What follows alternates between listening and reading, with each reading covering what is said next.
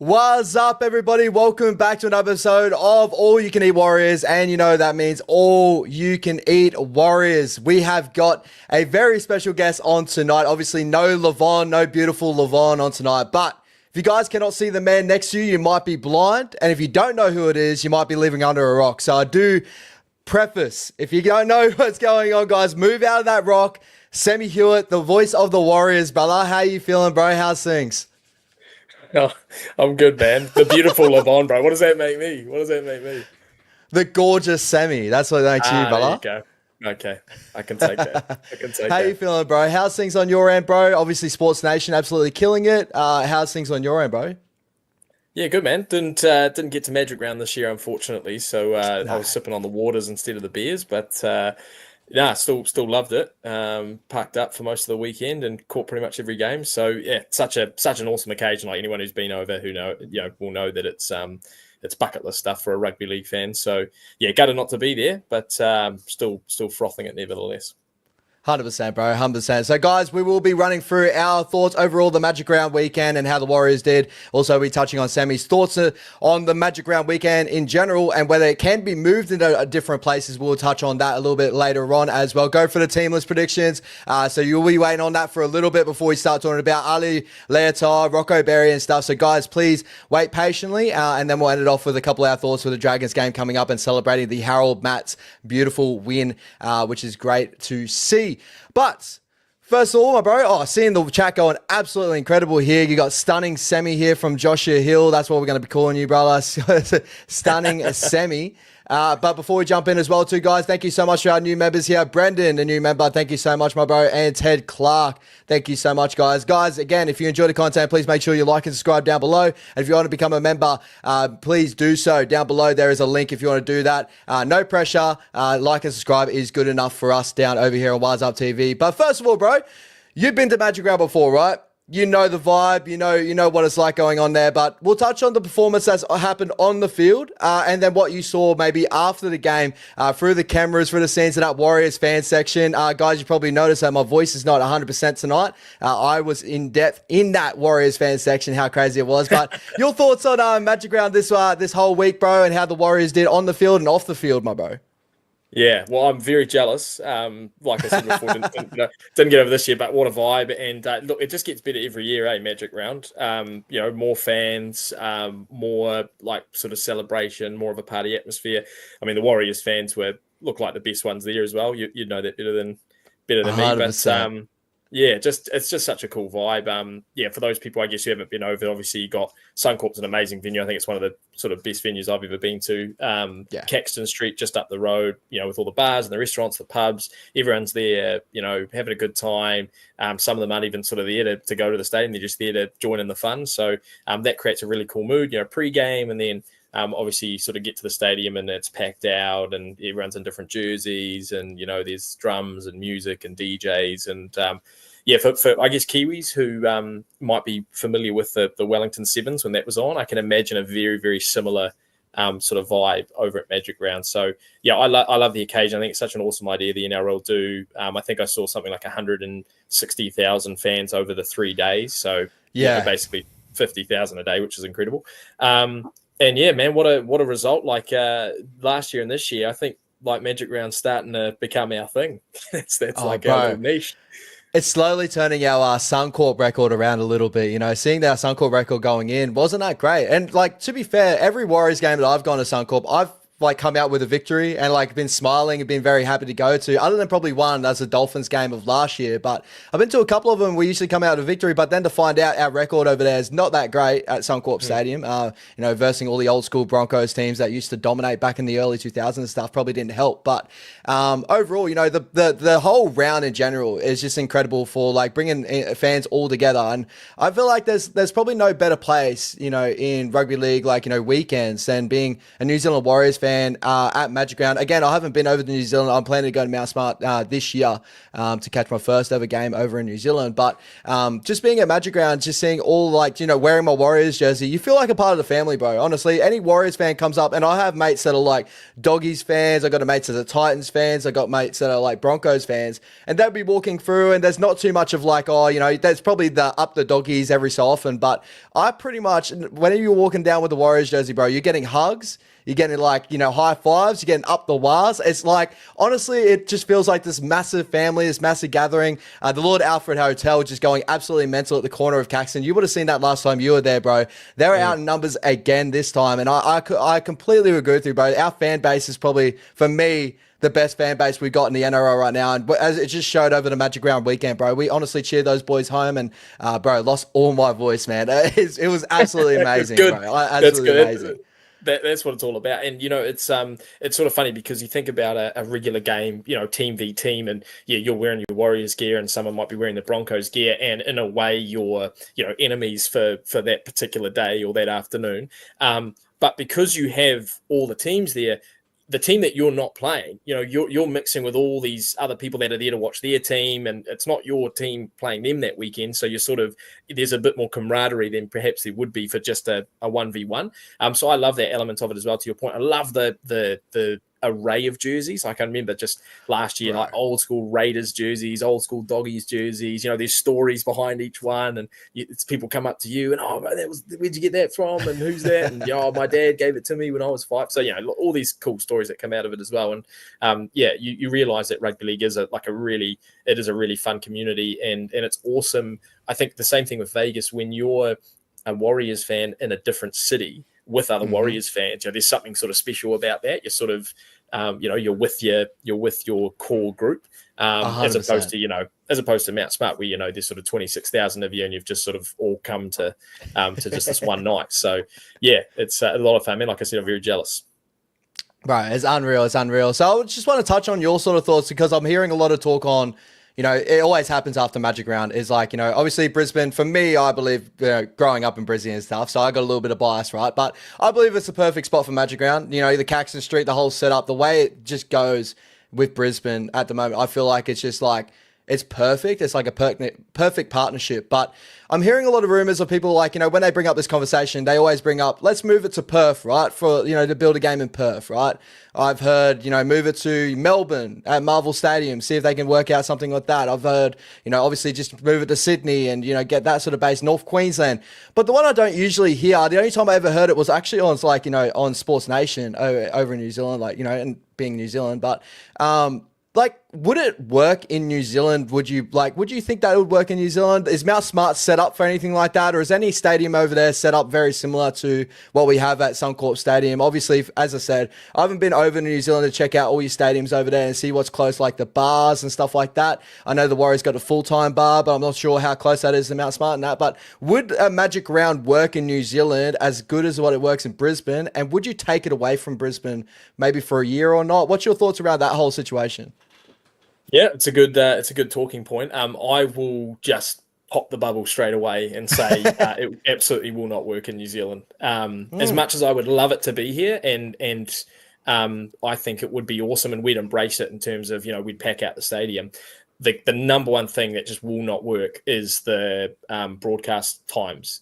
So we can't have a 10 p.m. game, but realistically we can't have games starting at 10 p.m. New Zealand time. But obviously going back into Australia, it's all got to fit the broadcast times over there. And obviously it being in Brisbane, all those times line up with what they want in terms of Saturday afternoon into Saturday evening, etc. For New Zealand, we'd be starting these games at 9:30, 10, which I don't know, it might be okay for fans out there might say, oh, that's totally fine, for that sort of party atmosphere. But I think you're going to then run into a whole bunch of things with, councils and noise control and all that sort of jazz. So in terms of that logistical element, I just don't think they're going to sort that out, which is a real shame. In terms of venue, if it was to be in New Zealand, I'd really love to have it at Te Kaha, the new Christchurch Stadium. Not only is that, going to be a great sort of new hub for rugby league down in the South Island when the Warriors come and play, etc. But it's built, right in the heart of the city, right close to the bars, the restaurants. You can have that Caxton Street feel to the whole thing. anywhere else in New Zealand, there's not really that vibe. Like people are going to say Wellington, it's still like an 8-minute walk to the bars in Wellington, which isn't that long, but it's just not quite as sort of peripheral to the stadium. And then Eden Park, really, with the Residents Association, has killed a lot of that sort of precinct. And then Mount Smart really is in the middle of an industrial area. So there's no, there's not a place like Caxton Street for you to enjoy that party vibe before you walk up to the stadium. So, like, long story short, I'd love it here. I think it would work from, like, the fans would embrace it. We'd sell it out. We'd love it. It'd be a lot of fun. But, I just don't think the piece of the puzzle will be there with the broadcast times. In terms of Australian cities, like, my attitude is, like, it works in Brisbane. Like, why take it away from Brisbane? Like, it works well there. The model's there. The legacy now has been there for a couple of years. And it's not, like, for me, I love Brisbane as a city. So it's just as much about going over to, I guess, Brisbane and enjoying that as much as it is, the event itself. 100%. Not saying likewise it wouldn't work in Melbourne or Perth. I wouldn't really like it in Sydney because I just think it gets lost in the wash there. But like a Melbourne or a Perth, like, I'm sure it would work. I'm sure people would go over for it. I'm sure they'd have a great time. But growing the game over there, I don't know. I just feel like there's already a lot of people that descend on Brisbane for that. Is descending on a Perth or a Melbourne, for everyone from the outside, really going to convert people in that city? I'm not sure. That's probably more of a, an unanswerable question. But I just think it works in Brisbane well. And that's the model there. So why change it? Why try and move it away, Well, I'm happy I'm not wearing my rosy-coloured glasses then, brother, and just being like, hey, Brizzy's the best, bro. Say Queenslander, all that sort of stuff. But one thing I'll take out of the Christchurch stadium, as you've probably seen over the weekend, that's the one that has the roof over it too, right? That's a brand new stadium. You've got the roof over the top. Yeah. My God, man, we needed a roof over the weekend too, bro. Like the rain when that came down. Shout out to the Warriors fans for sticking out to the rain because, like, I guess everyone makes a joke as like, Kiwi fans should understand that because obviously in New Zealand it rains all the time. Is what you hear from Aussie boys over here. So don't shoot me down for saying that. But just knowing that, watching every game out there, bro. As before that was at the Knights versus Rabbitohs. We got through half the game. KP's tearing it up. We're loving it. Next minute the rain comes down. It's torrential. And the whole stadium just moves to the outer edges. It's like, we need a roof on this damn stadium, bro. Move it to Christchurch. 100%. And it's going to be an awesome venue. And it's going to be, I guess that's another problem, though, is that it's only going to be, I think, about 30,000, 30, 35, I think 30. So it doesn't quite cater to that, Brisbane, like 50,000, which you can essentially sell out for in Brisbane. So the only place we do that in New Zealand is obviously Eden Park, but it's just not the right sort of setting, I think, in terms of location and in terms of, having to deal with these residents associations who don't like late night events with those late kickoff times. But, and it doesn't have a roof. So, although I think Eden Park is getting a roof, isn't it? Now that they're upgrading it, I think they might be giving it a roof. But the roof is key in a modern stadium. They need, bro. Suncorp, I'm pretty sure last time I heard they haven't had a renovation of Suncorp since 2003. From memory, so it's probably well due we got the for Olympics a fresh coming coat of up, so might as well. Hey, you never know. Yeah, might as well throw it in the budget. Just add it on. All right, enough about the overall Magic Round weekend. Let's key in on the Warriors' performance over the weekend. Right, 30-26 against the Cowboys. That fired their shots very late in this contest and made this a little bit of a heart attack affair. But rewatching it again. I kind of have eased myself. When you watch the game, you're full of emotion. When I was in that fan section, you're full of emotion. You're riding the highs and you're riding the lows, and that's just the way it is. Rewatching the game, you kind of get a better feel of what kind of happened in that little sequence of that 15-minute sequence where the Cowboys just laid in 3 tries and really got them back into the contest. But I want to hear your thoughts, Sammy, as obviously a big man in the Warriors sanctum, all Sports Nation and stuff. I want to hear your thoughts. You've obviously been around at Blake Ashford and stuff after the game, but 30-26, just touching on this game before we touch on the season start, but I think a very solid performance. First half was probably the best sort of football we've seen, that connection between the boys, and they hit a game plan with the hammer to the nail. But your thoughts overall on this game, bro? 30-26 over the Cowboys that were running red hot coming into this game. Yeah, so spot on in terms of that first half. I think at halftime, me and H said the exact same thing. We said that's probably the best half of football they've put together, so far this season. And it really has been, I guess, the story of the season, just getting better and better every week and little things starting to improve. And then, finally we see what things can be like when they click. I am very circumspect about that second half. So I saw a lot of emotion. I sort of see people saying, they classic Warriors, they nearly blew it.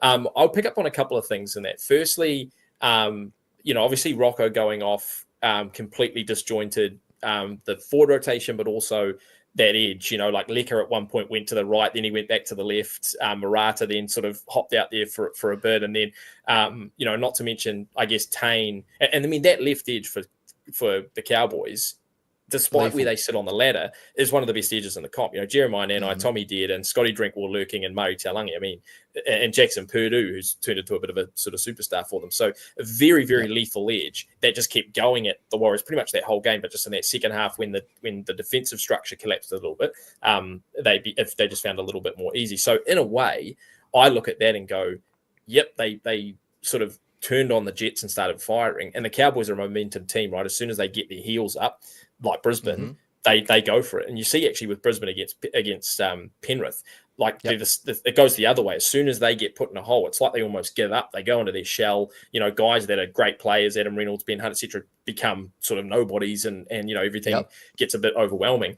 So I think we did really well with that barrage coming at us to actually hold on, especially in that last sort of 10 or 15 minutes. So I'm a lot more positive about that. The other thing as well that I find, just reflecting back, at the start of the game, I said to Aish, gave our predictions out, and I said the Warriors by 4.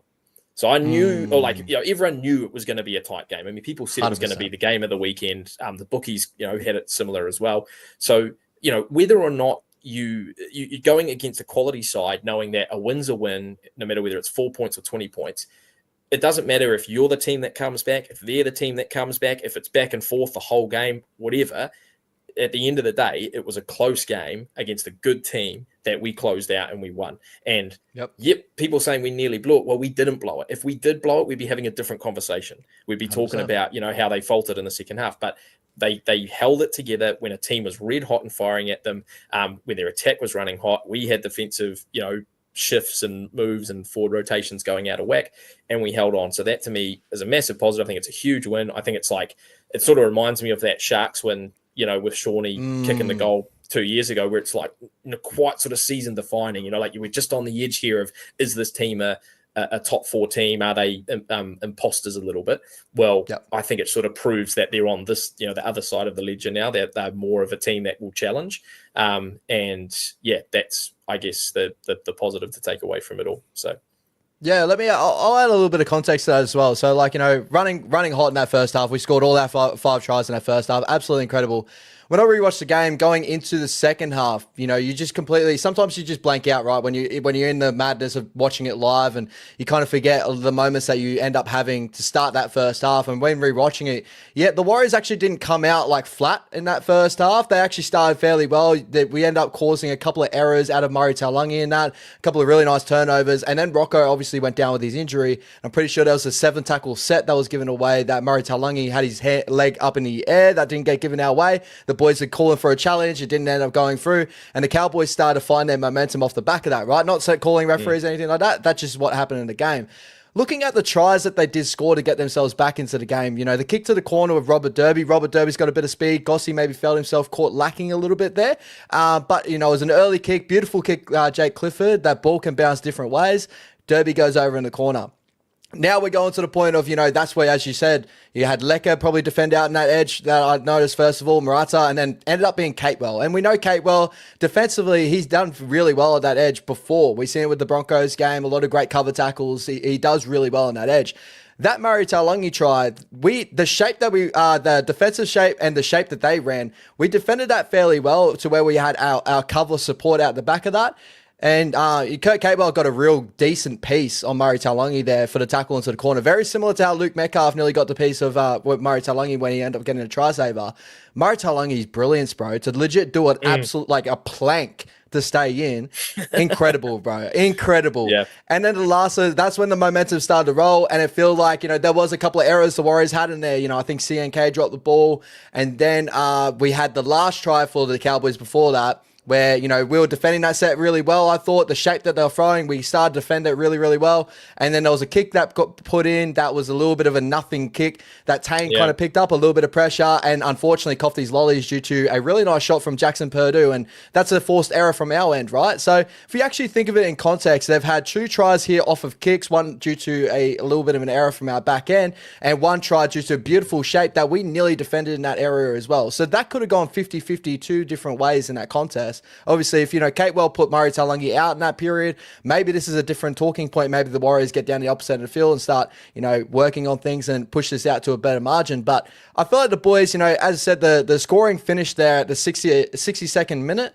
So that's a good, 18 minutes left in that game that we defended our hearts out, to get that victory. And I think a lot of people got to take a lot of positive out of that because we defended our line with incredible, we were really sturdy on our line there, just whatever the Cowboys were throwing. And the attacking shape the Cowboys run too, as you pointed out, Sammy, they're so tight. Their connection to have on that side, the way they hide Scotty Drinkwater out the back of shape, the way Tom Dearden just straightens up that defender and really, makes him come in. You got those 3 options, you're damned if you go in on on Tom Dearden because he's got a dummy and go in him.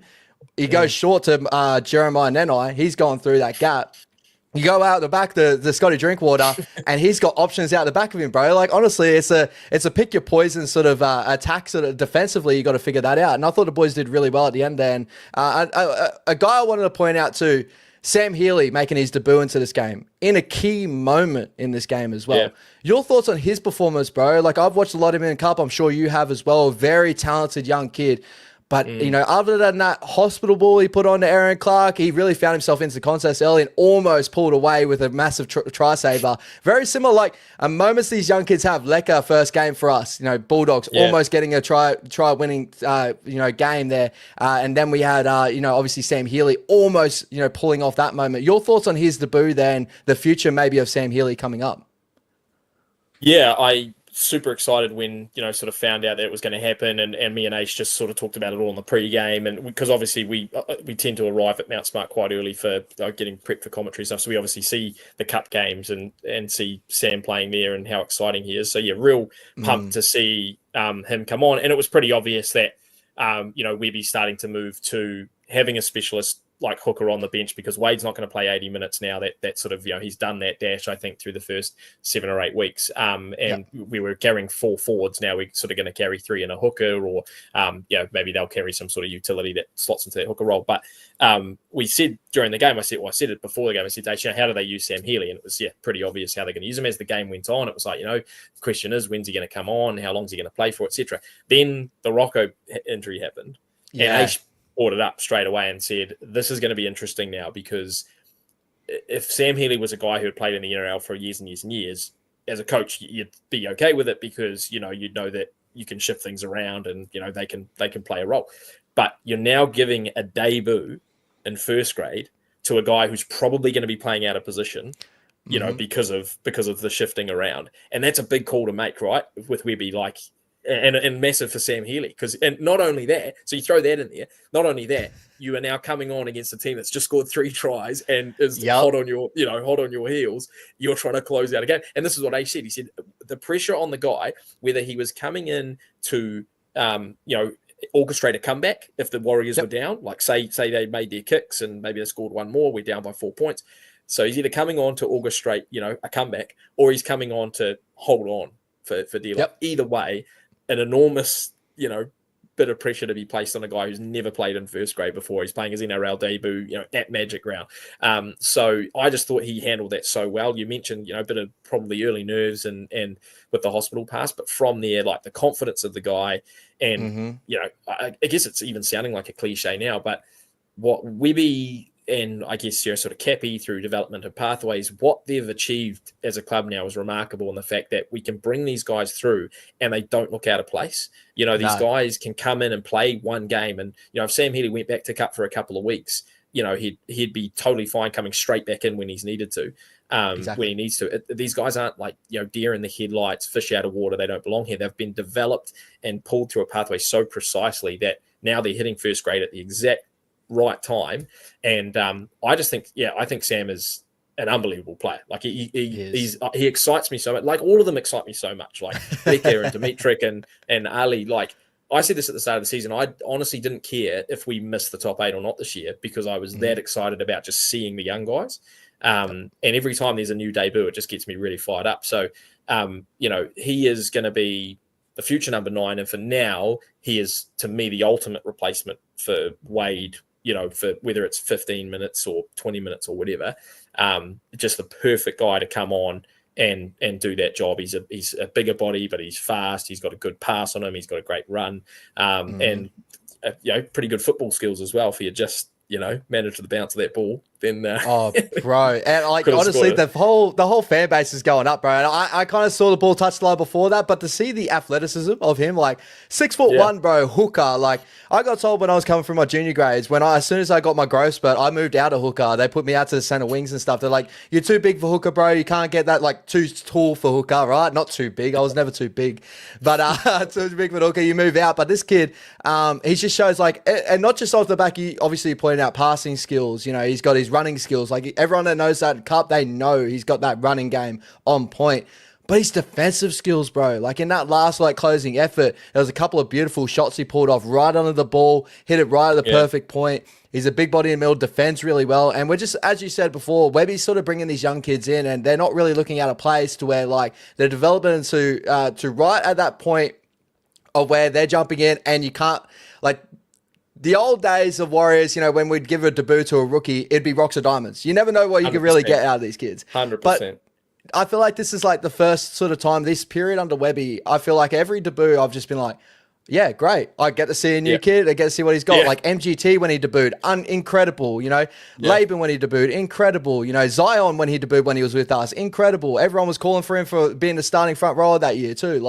Honestly, full credit to the boys and full credit to the club in general for doing this the proper way and building our systems from the ground up and not putting them in too early and ruining their development. They're putting them in the perfect time where they're ready to go. So full credit to Webby on that. What's a good example of that as well, and this I don't necessarily blame the club for how this was handled, but Ali Katoa was the classic example of during the COVID era, his development was so out of whack because I don't know if people sort of are aware, but because the Warriors didn't have a reserve grade team, they were sending guys to play for Redcliffe, but they were only allowed to send, I think it was 2 or 3 guys a week. So they had to be very selective with who's playing. So there were weeks where Ali Katoa didn't play any football, but then there were weeks where he'd come in and play 60, 70 minutes for the first grade team. And it completely ruined his sort of development run into that first grade side. And like I said, not blaming the club necessarily because of COVID. But, he ended up being a gun. We all knew he was going to be a gun, but he didn't quite get the time that these others are getting where they're not having to worry about that anymore, right? And they're able to come. And, mate, the Harold Mats winning is great just because it's a Warriors team winning a competition. But, that is exciting for the fact that that's the next crop coming through. They've now won 2 comps in a row and only 2 or 3 players from last year were in this year's team. So you basically got 2 groups of champions that are going to be now pulled through into SG ball and into reserve grade and stuff. It's just really exciting where the club's heading with that junior talent. And to your point, seeing that these guys are coming in and they're not rocks and diamonds, they're the real deal, is sort of man, I can't wait to see a full 17 of these guys, As much as I love, some of the more experienced guys and guys we've pulled in from different clubs, I just can't wait to see, that almost full 17 of just what we've developed.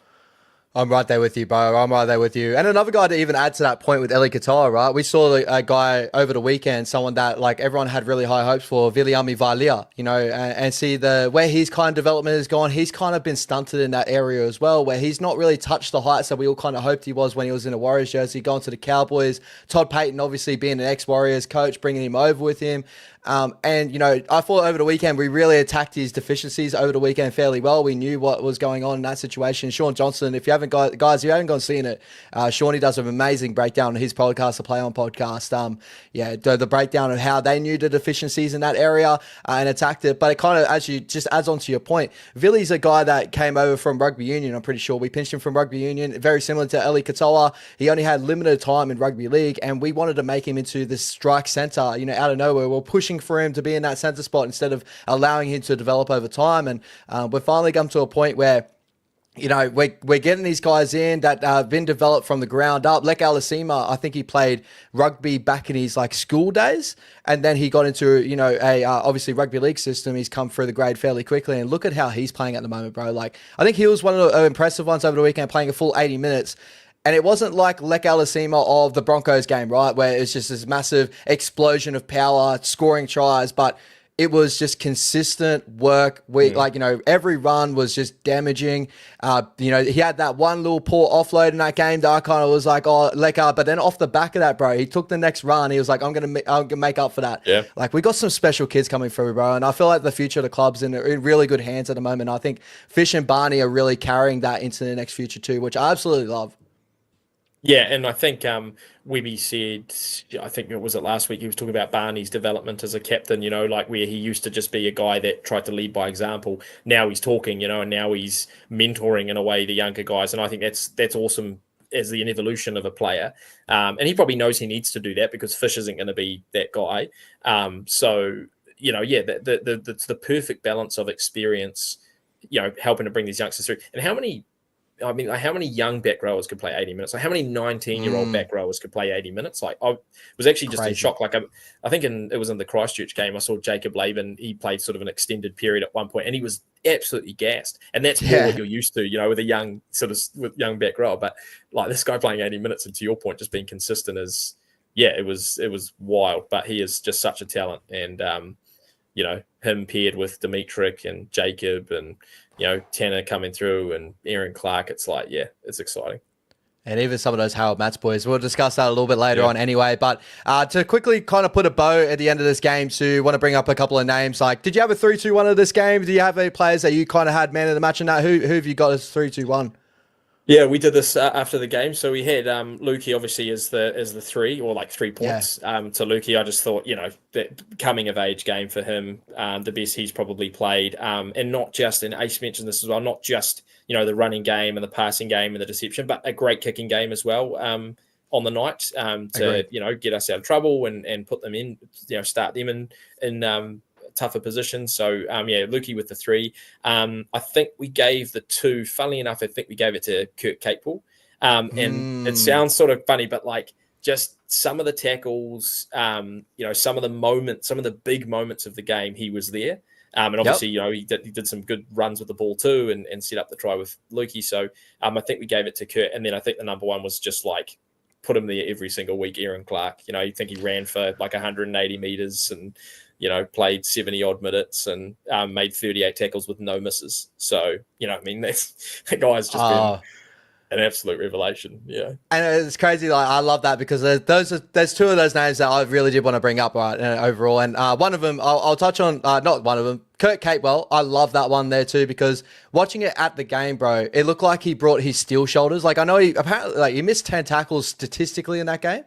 But like the work he got in, he chased up really quickly. He's putting some shots on. He caused some major moments in that game. And if he ended up getting that try saver on Murray Taulagi, he would have been probably put up in lights. But people don't really recognize some of the stuff he does. But when you go watch Kurt Capewell live, guys, you'll get to see a little bit more of his game. I think when you watch it on TV, you see a lot more of the attacking football side of things. But when you watch it live, you get to see the defensive work a lot of the boys.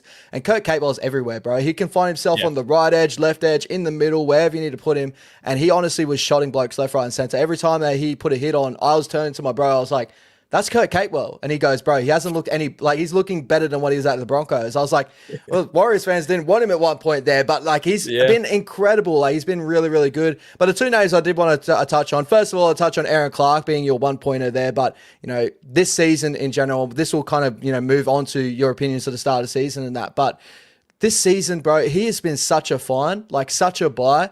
I remember I heard an early little insider, right? This, you know, got the ear to the ground, bro. You know, the birdies singing. Aaron Clark, I met his barber at a Gold Coast Titans, the 66-6 Gold Coast Titans game. We're walking back, obviously disappointed, 2 Warriors fans talking, and it was Aaron Clark's barber. And I was like, bro, get Aaron Clark to the Warriors. We want him at the Warriors. And he goes, bro, I'll be honest with you. He's talking like he wants to come home. And I was like, all right, we'll see what happens. Just thinking it's just normal chat, bro. And then when I saw the signing, I was like, oh, that barber must have got in his ear real good. And thank God he did, bro, because he's been incredible for us this season. I think you might have maybe you talking to the barber, maybe, instigated the whole thing.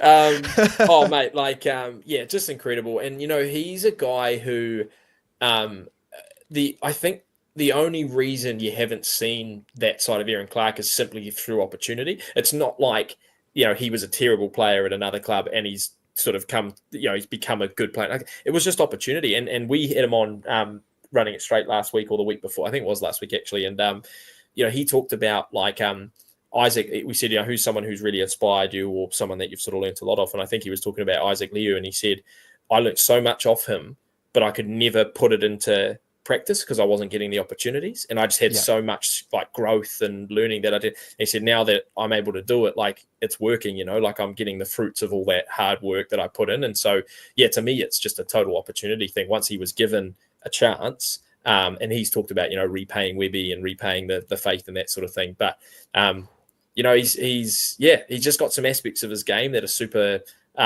unique, just the power of the legs and the ability. And I know, Laban sort of analysed this, I think, last week. The ability to he bumps off a tackler, he does a couple of spins and turns, and then the next step is explosive as well. Which anyone who even just does a workout at the gym knows that it's all well and good, sort of doing the first big movement or the second big movement, but to sort of then continue and do another one. With all that power, that's where he gets that extra step and the extra 10 meters and the extra tackle break and bending the line. It's and then the 38 tackles with no mister, at least that's the stat line I saw straight after the game. That's for playing 70 minutes and all that attack coming at them was amazing. So, man, I've got a massive man crush on Aaron Clark. He's an absolute G. He is, bro. I'll probably be right there with you, bro. He's honestly been such a good buy for us, and in a period that a lot of people obviously coming in, and we all agree, right? I put my hands up. I said this is, and I still kind of agree with this is a transition period. This is a period where we shouldn't be looking at, if we get top 4, incredible, premiership, incredible, right? But we should be looking at, this is where the club's building, right? And where we're getting to that top 8. Hopefully we can build off of that in the years. And guys like this coming over and filling in the shoes of Tohu Harris. He's not Tohu Harris, but he's doing Aaron Clark. And Aaron Clark is amazing for us. And just as Tohu was amazing for us before. Everyone was talking about, AFB leaving, how are we going to fill those numbers of what AFB brought? And this guy's doing that as well. Not as big as AFB, but everyone else is contributing in that area. But he's still pushing out 180 meters per game, 50 post-contact meters per game. He's doing his numbers too. He's doing his fair due. So, shout out to those guys for filling in all those roles. And talking about filling in a very special, very big role in New Zealand Warriors, Luke Metcalf is your number 3. I completely agree with you. Coming of age moment. He had a great game against the Manly Seagulls. That was off the back of a lot of different things. But this is probably the best way he's kind of put the game together, where he's had some really good control over the game, but he ended up playing a little bit more footy. And he kind of let his running game go, right? And the support play that he has. Your thoughts of Luke Metcalf at the moment, where you're sitting with him in that 7 jersey, you're feeling a little bit more comfortable him being in that 7 jersey at the moment, and where can he kind of go to? Obviously, what more little areas you want to see from Luke Metcalf in the future, and even tie us into Shanaris-Davida, who I think that's been an unsung hero as well. I think he's been incredible as well, right? Yeah, I was gutted I didn't have Luke in my fantasy team. Same. For you guys, that I've been keeping my eye on him. I sort of felt like he was going to start scoring well, but didn't pull the trigger. Really interesting discussion I had with a mate of mine who's very, very close to the club, who was at an event and sort of Chatham House rules, so I won't sort of say too much. But basically, the reason why they've put Chanel and Luke in the halves together, and the reason why they're persisting with it, and I think it's great when you look at it this way. They're looking at a team in 3, 4, 5 years' time that can win a premiership, right? Agreed. And to them, the ceiling for Chanel Harris-Davida and Luke Metcalf is a lot higher than some of the other halves they've got. We'll talk about Tamati Man, you want to talk about Tanner Boyd. The ceiling for Chanel and Luke is a lot higher than it is for those players, and I 100% agree with that. Whether or not you're seeing it now or you believe that now, that's up to you. But we all know when these guys play their best, their ceiling is sky high. So that's why they're persisting with them. I'm glad they did, because it's starting to now click together. And what Chanel, I think, brings defensively really complements, the style of half that he is, and me and Aish always talk about, and me and Jello always talk about having a left foot kicker and a right foot kicker, so you can play both sides of the field. And Aish talks about this too. He says you don't underestimate how hard it is for a defense when there's a left-footed kicker on the left side. When he gets the ball, you can't, if it's a right foot kicker, you can push up quickly on them, knowing that you can cut from the inside and you can cut that kick off. When it's a left foot kicker, you don't know what he's going to do. Is he going to run it? Is he going to kick it? So it defensively causes a lot of headaches. But yeah, in terms of Lukey, like you nail on the head there in the fact of rather than the last couple of weeks where he's been sort of trying to grow into a game manager role, he's trying to balance that with his natural game. It's like he just let the shackles off and just let his brain not go, because he's still thinking a lot about the game, but he just sort of see what's in front of him and he just played it, which that's what Luke Metcalf has to do. There are areas of his game he still has to refine. Like his kicking game is getting better, but it still needs work. I think as well, he's still learning probably, like Nathan Cleary is one of the best at just knowing when to just take on the line, the teeth of the line, knowing when to play out the back, knowing when to throw a short ball. It's like Luke's just sort of learning through experience, he's learning what's working and what doesn't work and when to do it in game situations and, how to do that more effectively. So it's nothing necessarily deficient in his game. It's just the fact that he's a young half that's still trying to, develop and grow into the role, because I think all the pieces are there. It's just, can he keep it going? Can he keep it growing? And can he make it more consistent? It'll only take one, and this better than, just as well as I do. It'll take one crap game, say it's this weekend against the Dragons, for everyone to jump off the bandwagon and say, he's, this is the youth, this is the inexperience, this is, it's like, well, that's probably what you're going to get with a guy that's, developing into a full-time 7 role for the first time in his career in the shoes of Sean Johnson. So at the moment, he's, in my mind, you were talking about this being a transition period and, being happy with being on the edge of the 8, given the guys that we're bringing through. It's like we should just be like, it's exceeded expectations so far. Oh, yeah. And so is Lukey. So I'm massive on Lukey. I hope, or it sort of seems like the injury concerns he had early on in his career have abated for now, and I really hope that continues, because that would be a real derailer at this point of the season, is for someone like him to pull a hammy or do something that rules him out for sort of an extended period of time. But I'm stoked with him. I'm stoked with how he's growing and developing. He'll only get better. He'll sort out all those errors in his game, or all those quote unquote deficiencies will get ironed out, I think, as time goes on. And loving the combo as well with Chanel. So unreal. Happy days. Unreal. Also, we're getting fairly close to your time too, bro. So if you feel free any good time you want to sub off, just put your hand up and tell you want to sub off. But my sort of like look for Luke Metcalf, right? I think I've spoken to you about this before. I know that the guy I'm going to talk about, he hasn't got the boot of this guy, but he resembles this guy and how the trajectory could go if we just continue to stick with it and continue to work with it. And that's Mitchell Moses. The Parramatta Eels have been working at this for a long time. Mitchell came from the West Tigers as a 6, and he came over to the Parramatta Eels because he wanted to become a 7, right? He had a lot of 7 tendencies, 100%, but Luke Metcalf, when he came through the system, he came through as a 7. He always wanted to be a 7. You always heard about that. And even me, I was oblivious to this as well, where every time he kept bringing up being a 7, I was like, nah, brother, you're the best 6 you can be. Like, just be a 6. But when you start looking at the tramline of how Mitchell Moses grew at his game and how it got to a point where, from my memory, I'm going to have to go back and watch old school Mitchell Moses tape, but I never knew he had the boot that he did until obviously he started to get really, prolific at it. And now look at where Mitchell Moses is at now. And he's like, close to 30 years old. He's in the prime of his career. You're starting to see that all that work he got through before. And heavily criticized as well. A lot of people he's not a 7. He's not a good 7. Everyone was pointing that out. Now he's at a point where he ended up beating the Maroons at Suncorp, had one of the biggest high of last year. And you can't take that away from him of how he's grown as a 7 and he's taken over that Parramatta Eels side. That's going very poorly at the moment, but he got into a grand final as well, under pretty much what he was doing there at Parramatta. So he's kind of my resemblance of both of them have incredible speed, incredible ball playing. They love to play off the cuff as well. I see very similarities there. Probably similar to a DC as well. DC, he's a 7, but early in his career, Kieran Foran was doing a lot of the playmaking for DC off the back of that too. So, allow Luke to grow. He'll grow into that role. He'll become the 7 that he wants to be because, number one, the best thing about Luke Metcalf is he takes the opportunity. He wants the opportunity. And whatever it is, he's always going to ask questions. He always wants to step into the big shoes. And we haven't had a seven like that in a little while where, the big moments or whatever, whether he gets it wrong or right, he wants that. Like, he's stepping into that and he's vocal about wanting that. And I absolutely adore that about Luke. He's really stepping into the shoes of an absolute legend, and he's doing it in the right way, in my opinion, anyway.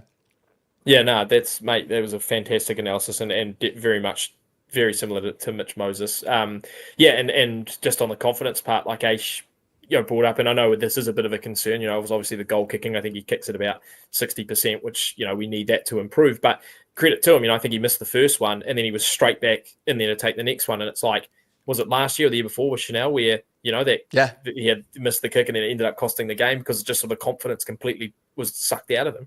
But Luke, it's like, nah, I missed the first one, I'll take the next one, and he ends up sort of getting the next few. So yeah, he's got the confidence there, and it's just going to take time for him to develop into, it's not. I mean, everyone just wants to compare a 7 to Nathan Cleary, or they want to just think that they're going to be the greatest player in the NRL, but.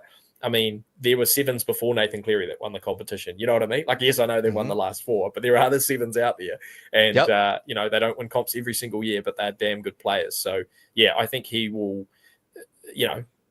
as much as you can try and predict the future, I think he's got, a massive ceiling and massive potential. And I really do hope that he, stays here for the long term, because that is how the Warriors see it. He is their long-term premiership winning 7. That's certainly what I've been told. So, yeah. 100%. Yeah, give him all that he wants. If he wants to stay, give him everything. Because I know people will be chasing, clubs will be chasing. The market is just gone skyrocket at the moment for halves at the moment. So we definitely need to be locking him down even more, trying to entice him to stay. But I feel like he probably adores that. The Warriors gave him his opportunity. They've really put all their time and effort into him. I feel like there's something a little bit different there. But hopefully he doesn't prove me wrong there. But I feel like there's something a little bit different there where he could be our long-term half for the future as well. But you kind of touched on it a little bit there, but I just wanted to get your opinion on the start of the season. 6-2, where we're seeing at the moment, I don't think like even the most hardy Warrior fan would kind of predict to where we are right now, especially the names that we lost. I was predicting that would be just hanging around the edge of the 8, and maybe that'll still end up being the case, right? But we've definitely set ourselves a platform where we can give this competition a red hot crack and get to as far as what we can get to. It was our best start since 2018, wasn't it? I think our best start since then. So very, very good start to the season. Your thoughts on the season at the moment? Things that should we change our expectations, or do you think we should just ride the wave of happiness that we're at right now and just let it go? Well, I would have different. I think I'd have a different point of view if the competition was running how it had been over the last couple of years. We're like with a clear out and out, 1 or 2 top teams, but it's just that open this year that and I'm not saying that's why we're 6-2, the comp's sort of even, but I think it helps that you look at the teams we've got coming up and it's like all winnable games, as opposed to maybe at the start of the season where you're like, well, the Storm are going to be great this year. Penrith are going to be great. The Broncos are going to be great. Sea Eagles are going to be great. It's like, well, actually a lot of these teams are struggling. So all these games that were quote unquote hard games are now very winnable games. I was it Phil Gould who said that, we're the toughest team to play. Teams, looking at us think, we probably are the hardest team to play. And that is just such a good marker on your team, is that they're tough. We are tough to beat. That doesn't mean we're going to win every game. I thought heading out of this opening few games, and this is probably what impressed me actually the most about the Cowboys win is, so we had, the first 7 games where all of them but 2 were away from home. We lost 1 or 2, because we lost to Melbourne, lost in Vegas, but we beat the Tigers. So, we had 3 games away from home where we lost 2 of them. So really you're looking at sort of a home team for the first few games. Then we go to, Suncorp and beat the Cowboys, which was massive because that's, I know it's a home game, but it's an away win. So coming into Magic Round, I said, if we could win 2 of the next 4 away games, and then win, you got Dragons, Dolphins, these are teams that sort of are beatable. If we could win 2 of the next 4, I'd be over the moon with that, right? Well, we're 1 from 1. So now we need to get just 1 of the next sort of 2 or 3 of these away games. And I think we're in a great position. We've got the Raiders back home, and I think, that'll be a really good sort of bounce back contest given we lost to them in Vegas, but also because they're flying high. But yeah, just this next sort of pool of away games, say we win against the Dragons, I think that just sets us up really, really well post that round 15 bye to sort of come home strong. So I think 100%. definitely my expectations have shifted. Like I think we are looking at the rest of the comp like we are a top 8 team without a shadow of a doubt.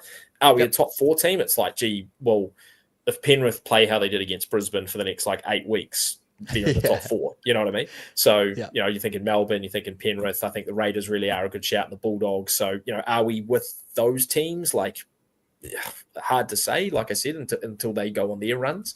But yeah, I think you can definitely say that we've over exceeded where everyone thought we'd be. And as a result, you know, I'll say that this team is better than I thought it would be. So yeah, it's definitely time to adjust the expectations. And like top 8, it would be, I think, not I'm going to say minimum, but I think top 8 would be par given the first 8 weeks now.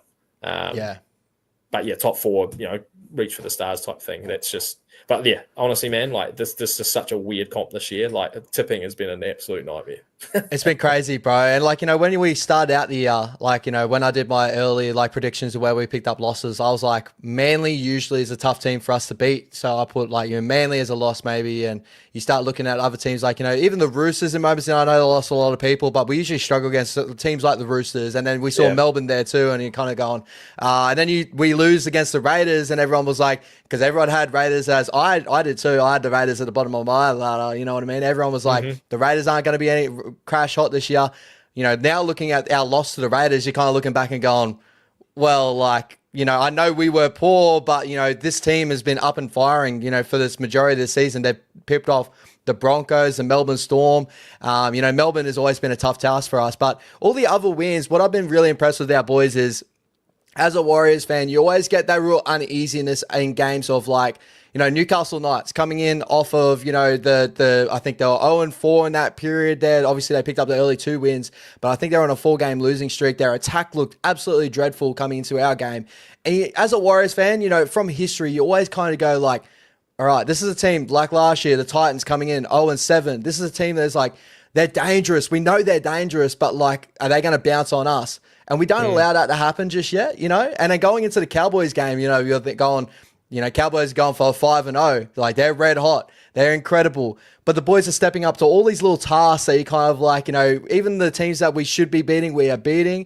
The teams that we're coming up against, and a lot of people are going, you're 50-50 with those teams. We're going halfway either way. We're eking out those little contests as well, and that's like the big ticks in our books at the moment. The only thing I was always worried about, and especially I was worried about after Magic Round, because, you know, Magic Round, every, you know, team's there, everyone gets to see the Warriors live, because I do believe that a lot of Australian media just don't really watch too much of the Warriors, and I hope that's not too crazy to say, but I really do believe, just listening to commentary on the Warriors, and everyone still believes that we're this flamboyant attacking side, and I still hear it these days that we're a big forward pack and we throw offloads left, right, and centre. We haven't been that for a long period of time, but like watching that game and people coming out of that game, I thought they were going to get so much more hype, especially from the start of the season. Everyone was kind of like, yeah, the Warriors, we don't know where they sit. You know, we still don't know where they sit. And I'm pretty happy that they're still kind of in the mix of like, are they still good? Are they not? Like, if we came out of that game and everyone was like going crazy on the Warriors now, that's where I kind of would have been like, all right, development wise, Luke's still developing. You know, Chanel's still developing in connection with Luke. Leck is still developing. I don't want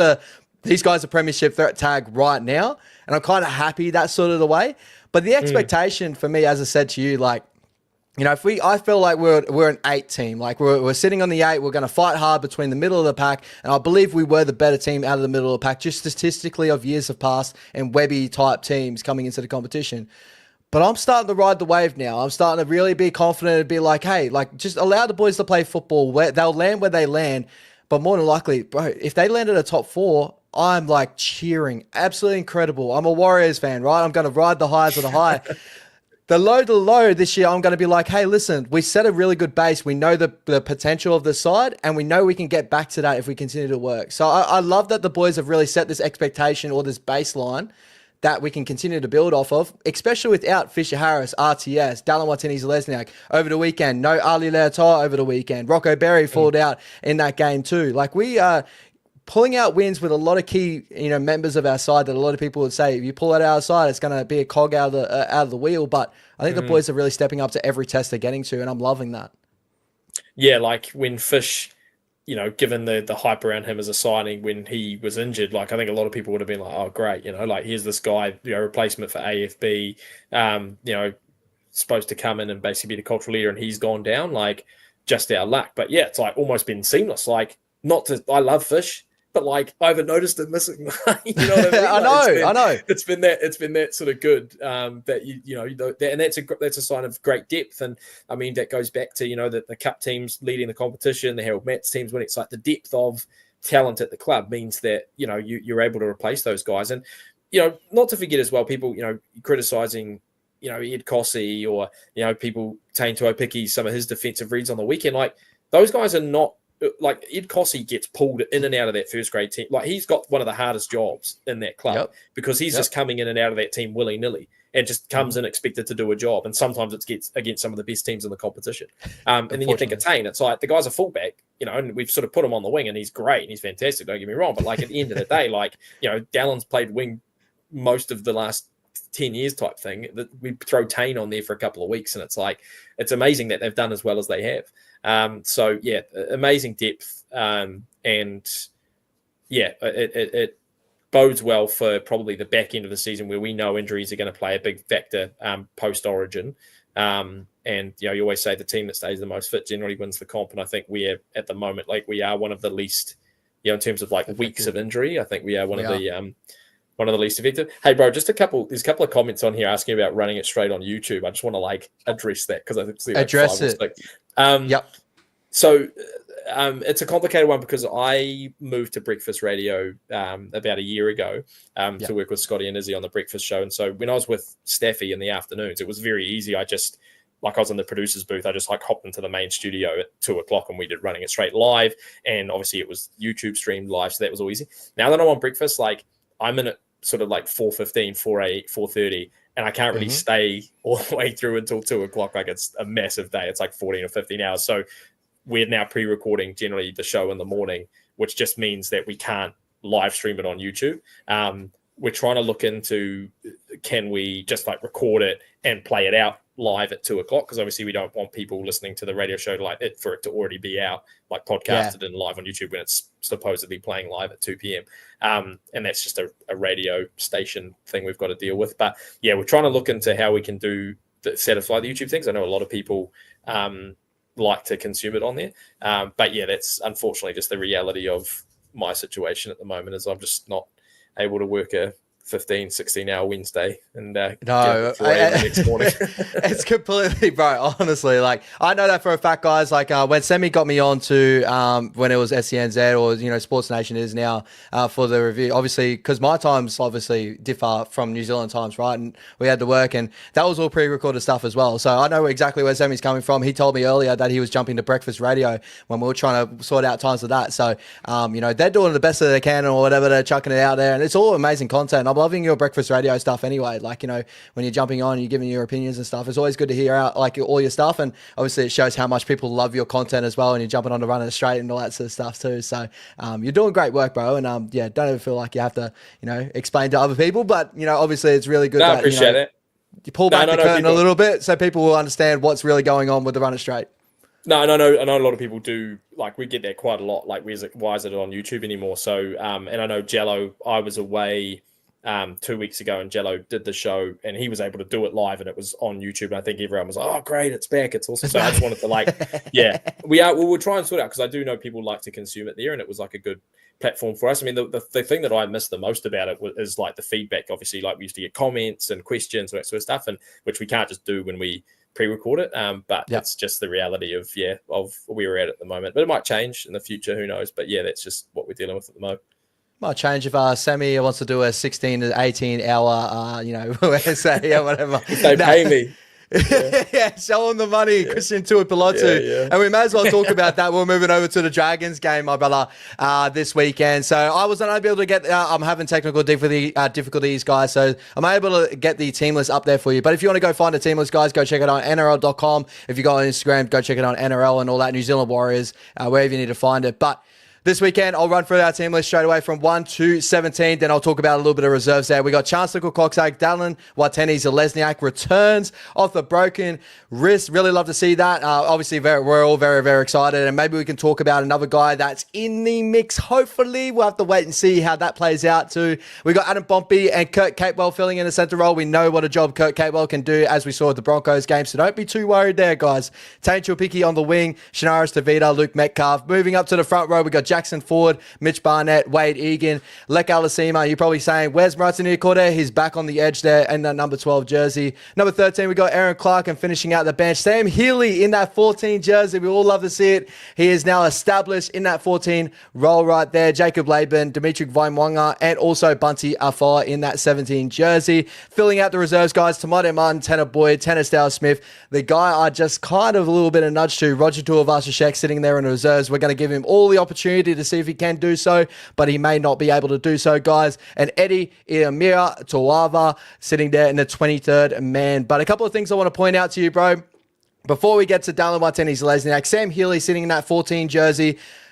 Great to see that kid's locked up a jersey there. As you kind of touched on before, Webby's kind of like, moving to this thing of Wade Egan's not going to be an 80-minute hooker, which we need, right? We kind of miss those. Like, we all worry about Wade-O at times where he's stretching out those games where, let's say, head knocks, he's catching and stuff. But great to see the kid in that 14 jersey. I think this should be set in stone. We do know Webby does change his lineups late, but I think when his name's he's 17, usually it's pretty standard to where his 14 jersey is going to stay that 14. Yeah, I agree. It's a nightmare for us in the media, the team lists, because you just know that something's going to happen. It was funny with the Sam Healey thing, because I remember getting that news like sort of midway through the week, and I think I tweeted about it, and then there was the 24-hour update, and there was nothing there, and I thought, oh my gosh, don't tell me this is like come from some yarn somewhere. But then, sure enough, an hour before kickoff, it changes and he's there. So yeah, it does my head in the late changes. But but I think. Crazy. I think you're right, though. I think that 14 now is, like I said, they were happy for Wade just through the first few rounds to occupy, an 80-minute role, or if they had to, just a quick switch with, Aaron Clark or Chanel or whoever, just to quickly spell for, 5 or 10 minutes. But yeah, it's great to have him in there now. I guess the question is, like, how long does Wade play? Like, are we going to push him to 70? Are we just going to really do like a 60-20? And is it going to be split? Like we obviously did that with Freddie, where he would play the first 20 and then Wade would just do the end. Yep. Yeah, very interested to see how that plays out. But I think, and I love Freddie, and he's a great dude. He's a really, really good dude. But I'm much more comfortable with Sam Healey playing, like whether he started, whether he came on for 20 minutes. I'm much rather with him having more minutes, because I think he's that quality of player. Yeah, I don't think he deserves more than 5 or 10. So I'm hoping it's a bit more. Yeah. He's an incredible momentum player. I feel like if the Cowboys game played out the way it was kind of supposed to when we filled in that, that first half, the way it kind of, if Barry stayed on the field, I think we would have seen him maybe in the 20-minute mark in that first half really come on with tired forwards. And because obviously he's watching his New South Wales Cup, he loves that dart-out dummy half. If there's broken markers any sort of way, he's taking that and he's going. And, we see the damage that he's done in New South Wales Cup just doing that. I would expect very similar things here with Webby here, probably like late second or mid-second half, maybe tired forwards, put him straight on, and then maybe Wade-O maybe finishes out the last 10 minutes, depending on how that goes, or maybe Sam Healey's can finish that out as well. But that's kind of how I'm envisioning it. But now talking to a couple of the changes that could be, Bunty Afoa sitting in that 17 jersey. I do believe when Fish does come back, we're probably going to look at Maratini Kore probably going onto the bench, and then, Fish going up there. Jackson will come to the bench as well. I feel like Bunty being in that 17 jersey, Webby said multiple times that when he names his 17, he goes that, 1 to 16, that 17 jersey is just a guy that's just there you can trust. I think like Bunty would be the one that kind of falls out of that. So I do believe that if there was maybe some changes that could go on here, Bunty could fall out of that jersey in future, but at the moment he holds on a 17 jersey. But I see a lot of people obviously bringing up in the chat right now. You got Kurt Capewell there in that number 4 jersey. Roger Tuivasa-Sheck sitting in that 22 jersey, right? Could there be any in your head? Could there be any sort of change to where Kurt Capewell goes to an edge, Maratini Cordes starts the game, Jackson Ford off the bench, guys, hold in here. There's a lot of changes going on here, right? Charts maybe going to center and Tane going to fullback if you want to keep Tane in that role, and RTS comes to the wing. Is that too many changes for you, Sam? Yeah. Yeah, I agree. so I mean, and people talking about CNK in the centers, like, why would you put not? I mean, I'm not saying this like facetiously, but why would you put C&K in the centres when you've got Roger who has played in the centres? Like whether or not you agreed with that experiment last year, like he spent time in that position, whereas Chance basically never has. So. You know, if anything, I think if you wanted, if it was going to be that Kate Ball wasn't going to be in the centres or whatever, or who's not going to be in the centres, I think it's Roger who goes there, not a C&K, and everything shifts around. So I do think Roger, I'm most likely, I think he'll play this weekend, but I just think it's a straight swap in on the wing. And I think, unfortunately, you know, Tane drops out. But yeah, I if they were going to shift something around, I think it would be Roger into centres. And I just think, yeah, you wouldn't. And Webby is notorious for just not doing that sort of thing. Like he will keep as consistent as possible. There was that one game like last year where he was sort of forced into things, or maybe one or two games. Like I think at one point C&K played 6 maybe at one stage. And you know, there's times where he's been forced to, but I just don't think he's in that position at the moment. And he'll want to keep it as consistent as possible. And like, honestly, at the stage that we're at as well, like big deal if Roger, you know, misses one more week. Like in terms of if the team's doing a job, you know, then give him the time he needs and make sure that next week, you know, it's just you're fully fit 17. So I do hope he is back though, because I just want to sort of see him back in there. But it'd be gutting for Tane too, who like I've talked about Ed Cossey, you know, Tane's got a pretty hard job too. He just sort of comes in and out. He gets told to play on the wing, he gets told to play at fullback. He, you know, spends 5 games in cup, 1 game in first grade, and it's like bouncing all over the place. But yeah, he takes it with aplomb and does a great job. But yeah, I just think when Roger's back, he's probably gonna slot right back in there. And Tane, on that, like, you know, just touching on what you touched on with Tane, like there's a notorious story out of the preseason trial where the injury happened to Dallin Watene-Zelezniak, and apparently he's kicking stones, like, you know, on the bench, you know, having a laugh with the boys and stuff. And I think he tapped on, can't remember the boy he tapped on, he said, "Go up, you're ready to go."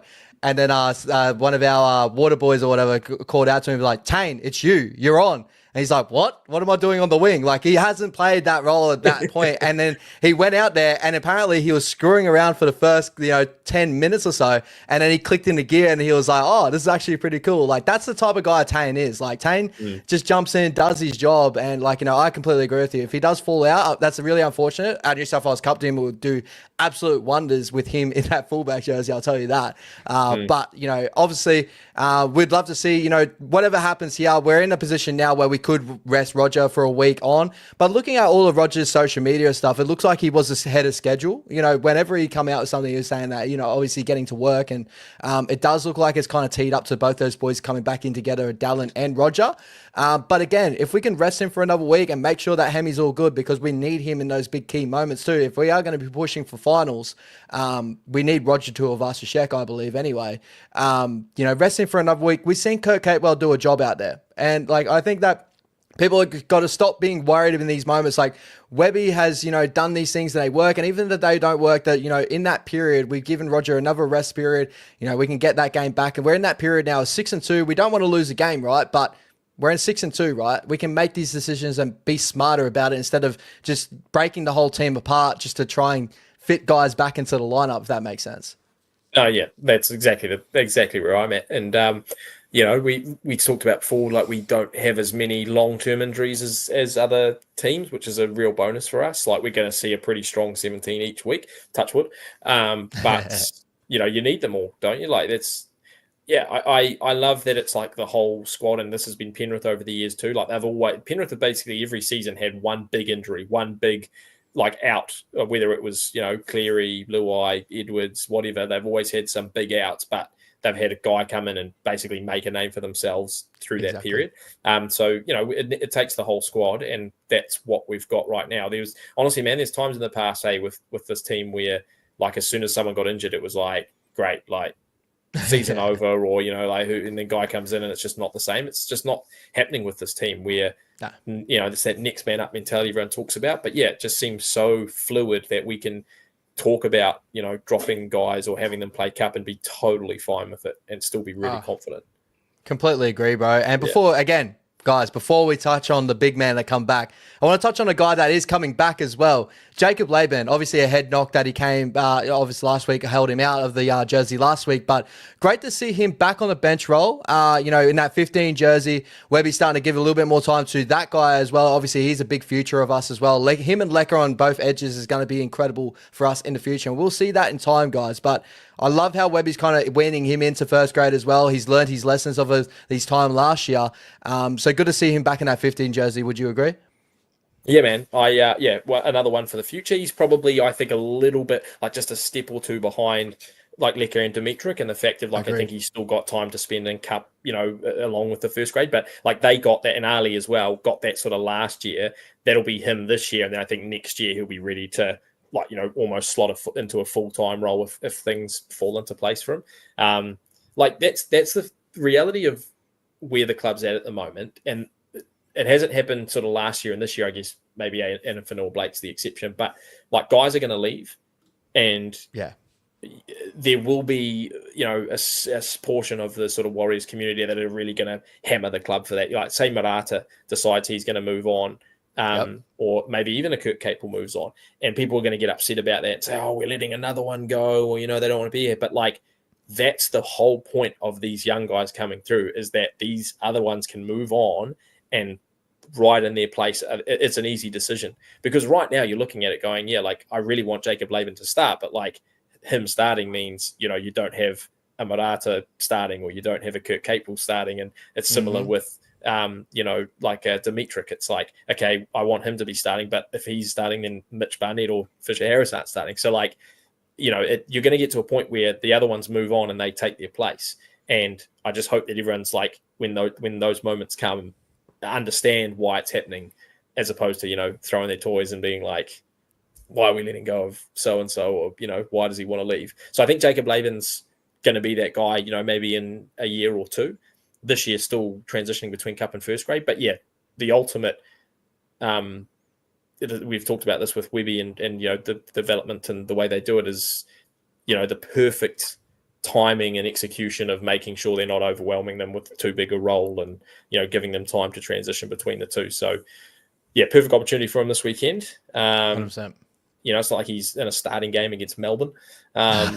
And yeah, I just think, once again, he's another player that I get so excited about seeing, and like he'll just keep getting better and better. Yeah, with like, Kurt Capewell, Martin Cordair, like they always say, like experience is vital in this competition. Like a lot of teams, like we dealt with it when we lost SJ and Tohu Harris. A lot of people like all the games experience that you've lost, and we can't just be pushing these young kids in well too early when we got experienced members in our side there that can fill in a role, that are consistent, that can do a great job. And talk about experienced members of our squad coming back into it. Dallin Watene-Zelezniak. Like, what are you the most excited about having Dallin back in that role? For me, I'm thinking about the finishing ability, the work out of the back end, just that flowing mullet, in the wind. What are you most excited for, Dallin Watene-Zelezniak coming back into that jersey? Yeah, and excited to see the attack with him back. Like it's starting to click into gear, like we spoke about that earlier as well. Like the things that, there were things being tweaked over the last couple of weeks that are starting to reach their crescendo. And so now throw like one of the best finishers in the game there in the corner. That's going to be really, really exciting. It's as simple as that for me, man. Like I literally am just looking forward to seeing him on the end of our moves. Like obviously looking forward to the carries out of yardage and that sort of thing. But we've been, that's been pretty solid with the guys filling in too. So, but yeah, I just am looking forward to seeing how potent he is out there, given things are starting to click a bit more now. 100%, bro. And just a quick question before we jump on and quickly do our Compile 17, bro. T. Mackey over here is saying, Sam, do you think Eddie Idemia Tuivasa gets his NRL debut this season? He keeps appearing in the 23-man list. Do you think this around Origin time, Mitch Barnett goes away? Like, do you reckon there's an opportunity for him this year? Or do you think that maybe just seeing another year of cup will be great for his development? Yeah, I sort of heard a few conversations around him like being on the fringe for, like, I don't think they've ever put him in the 23 expecting him to be getting any sort of game time.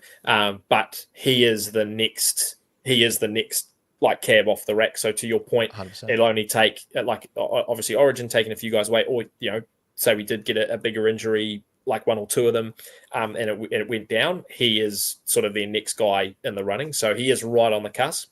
I would say he only makes his debut if those situations happen. I don't think he gets a debut just because they want to give him a chance. I think he gets that chance if there is two or three probably frontline injuries that force a change.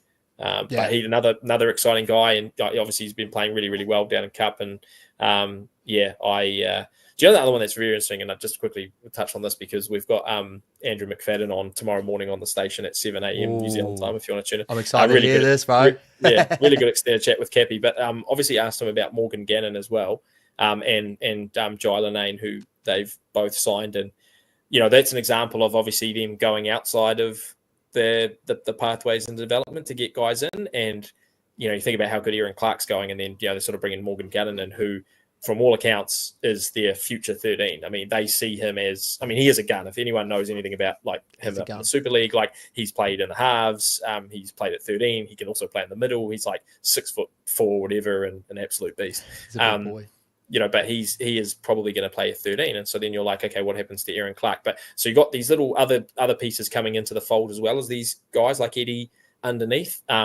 That goes back to that point I made earlier on about like there will be a time, and I'm very excited, where the 17 is like our 17, that we've sort of built, as opposed to, just sort of pulling in marquee guys from all over the place.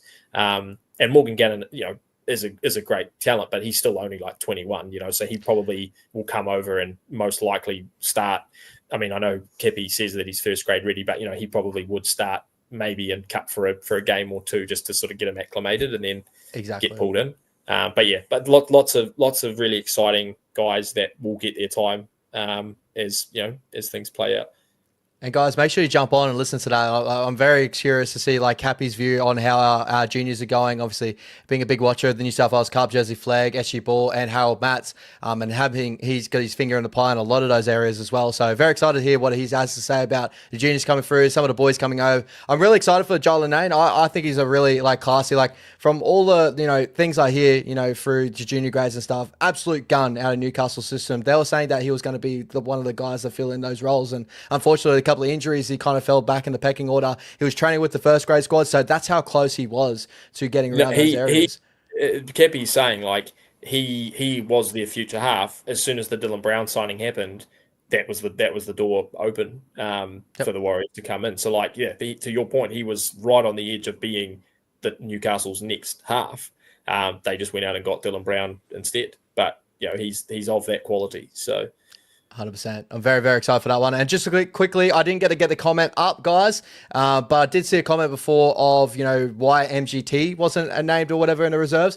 I'm pretty sure whether it's this week or next week, then we can dip outside our top 30. And even with our top 30 boys, we've got, guys that are covering in those roles at the moment. So that's why MGT hasn't been brought into the fold just yet. From memory, I think it's around 9 or 10, which is what it is now, right?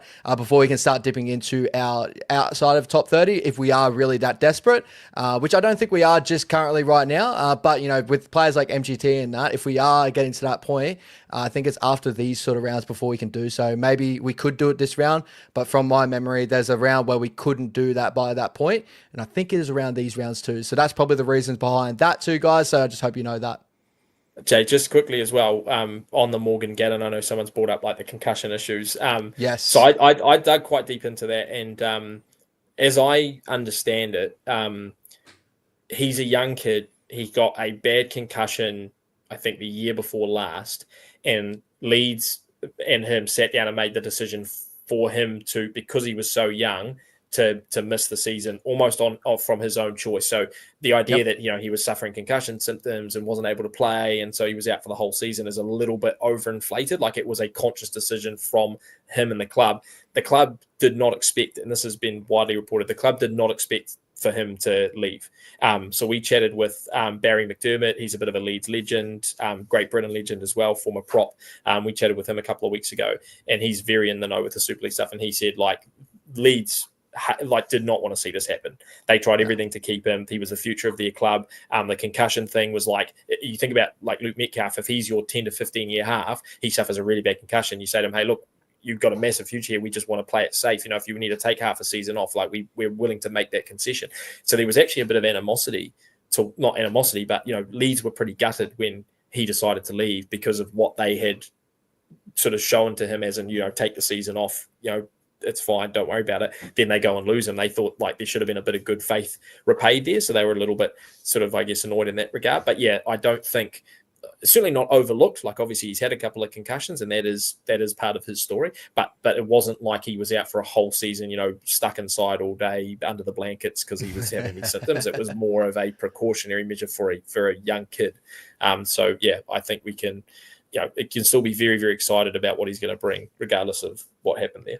I've heard that exact same story, given out there. And there's also, I'm so sorry to the guys that did the podcast. I'm sure you're not watching this one, but there is this podcast out there that does a lot of Super League. It's two English blokes that talk about it. And I'm pretty sure they touched on Morgan Gannon leaving the Leeds and how Leeds kind of took that, like Leeds fans out there, because they do talk about a lot of Leeds. And they said it was fairly split of like, a lot of them happy for him. He's going to get a taste of first grade, but a lot of them are really sad and really angry that he is going. Like they're really sad because he's definitely been a prodigy for them. They've definitely loved all the stuff that Brad Arthur's been pretty vocal about how much he loves him as well. So I'm sure he's going to be in great hands over here with New Zealand, and hopefully we get to see him in working well in New Zealand jersey in the future.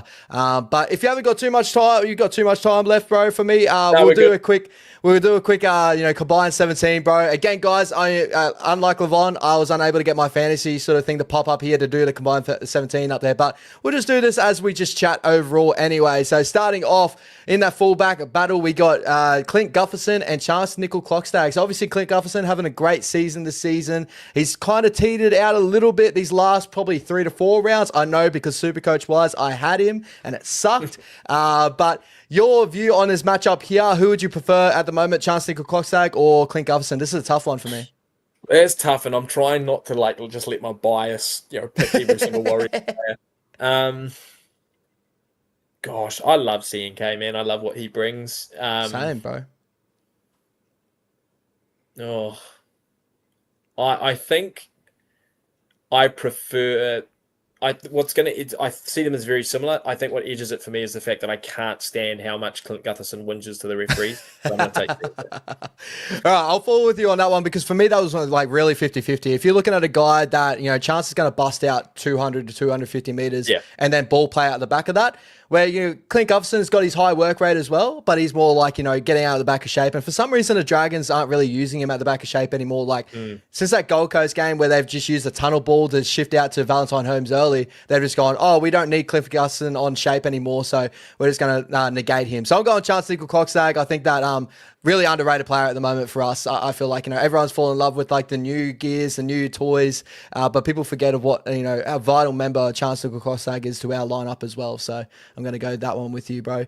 Moving on to the wingers, so we'll go through our left side winger. So I'm guessing Tane will move to the left now to accommodate Dallin on the right. So we're going to go Tane Tuivasa-Sheck, and on the left side for the Dragons, I'm pretty sure it was Corey Allen over the weekend. So Tane Tuivasa-Sheck or Corey Allen? I think this one's pretty easy for me. Well, I guess because Corey's only one game back, isn't he? I feel like class player. He's played Origin, hasn't he, Corey Allen? He has, yes. So, as experience, would say I'd probably take him, but just given that he's only one game in, if we're talking about current form, then I would probably take Tane. Yeah, I'm right there with you. I'm going to go Tane for the overall player, right? We're going to go a player that can play fullback. Now he's proven he can play wing.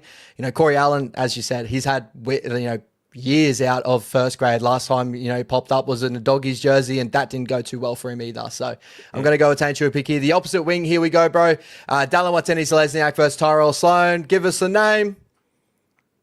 Oh, it's Dallin all day. Yeah, it's quite easy for me there too, bro. It's Dallin. I like Sloan when he's in his sort of zone, but man, he must be frustrating, as a Dragons fan. With I guess how inconsistent he is, and sometimes a lack of effort. But man, when he gets his stride going, he's almost like Hammer-esque the way he just glides, with his pace. But yeah, I think it's Dallin. Completely agree with you there, bro. He is a very frustrating player because he's got all the talent in the world. Just sometimes he just kind of switches off in games for some reason. It's like, the controller dies on Rugby League Live 4 and he's just like, what are you doing? But, it just is what it is, right? Moving over to centers, my bro, I'm going to guess that Adam Pompey will be on our left side and Kurt Capewell will be on our right side. Do you think they'll switch those boys around? I think from memory... Yeah, well, Kurt played on the right, obviously, in Christchurch. Yeah, I imagine they'll probably stick with the same. So we'll run with that anyway. So we're going to go Kurt Capewell versus Valentine Holmes. Ah, well, yeah, that's I Yeah. think poor old Kurt. As much as I love him, I think Origin Centre, who I think has added a lot. I know the Dragons aren't sort of flying high, but I think he's added a lot to that team. So yeah, I would take Val. Yeah, we're going to go Val with that one there, brother. Right side, we got Moses Sully versus Adam Pompey. I think this is a really good matchup, actually. That is a good matchup. I am a Moses Sully fan. Phew. If Moses Sully came on the market, would you take him for a New Zealand Warriors centre? I don't know. It depends what kind of player he'd be here. Like, I feel like I would. But yeah, but I mean, I'm a big Adam Pompey. I say I'm an Adam Pompey defender because I feel like he gets a lot of hate, but he gets a lot of love now. I think people have come around. Flip of a coin. I think I'll go Sully. Yeah, I'm going to go Sully there with you, bro. I think it's really close. I think Pompey, as you said, he's become the guy everyone loves now, and it's just like I love that it's changed for him too, because it did become like a little bit everyone just bashing on Pompey for like not even understanding what he does out there, and like he's a real key member of our squad. Moses Sully, just that big mobile body, but defensively, bro, he is an absolute dog out there. I love him, bro. And it just has talk about that ceiling, like he just has the ability to do amazing things. So yeah, definitely Pompey's probably more consistent at like a mid-range, but Sully has that sort of, that ability to go higher. So yeah, I'll take a gamble on him. We'll take a gamble on that, man. We gamble all the time, so we may as well take a gamble on that. Moving over to the halves, bro. 6 and 7, you got Kyle Flanagan versus Shinaris Tavita, and you got King Tongia versus Luke Metcalf. Obviously, King Tongia, the new debutant didn't debut last week. He debuted last year, but young kid off the in that number 7 jersey. And then, Kyle Flanagan, Shinaris Tavita, or Luke Metcalf. Who's your halves pairing out of all those guys there? Yeah, I would just take us, I think. I think, I don't know. Kyle Flanagan's sort of an interesting one. Like, he has moments where he can be solid in a team, but once again, like, doesn't quite have the ceiling outside of just being a sort of stable player. And given Tong is, so fresh, I think, I'd be going Luke and Chanel.